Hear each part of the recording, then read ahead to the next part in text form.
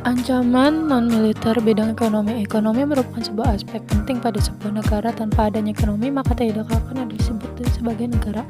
Aspek ekonomi yang ada di sebuah negara menjadi pertahanan negara menjadi hal yang vital.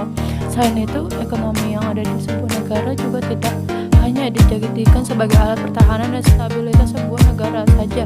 Ekonomi juga dijadikan sebagai patokan posisi tawar-menawar dalam hubungan antara negara dan hubungan internasional. Untuk ancaman non-militer di bidang ekonomi ini dibagi menjadi dua jenis. Yang pertama ada internal. Ancaman pertama adalah ancaman non-militer bidang ekonomi yang sifatnya internal. Ancaman ini memiliki arti ancaman yang berasal dari dalam atau yang berasal dari negeri sendiri. Tidak usah berlama-lama lagi, mari kita lihat apa saja contoh dari ancaman non-militer di bidang ekonomi ini. Pertama ada pengangguran. Jika tingkat pengangguran di Indonesia semakin tinggi, maka itu sama saja seperti juga meningkatkan tingkat kemiskinan.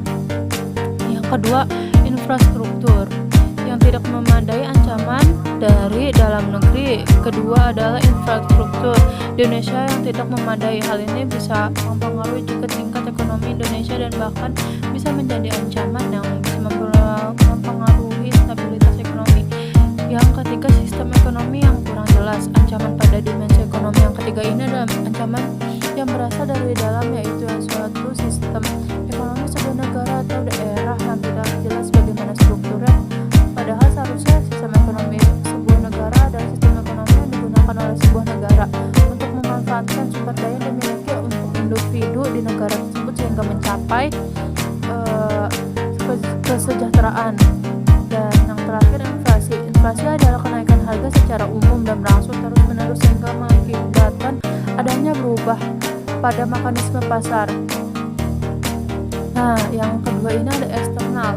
Ancaman di dalam bidang ekonomi tidak hanya berasal dari dalam negeri, tetapi juga dalam luar negeri juga. Ancaman eksternal ini adalah ancaman yang asalnya dari luar negeri yang dipengaruhi oleh beberapa faktor.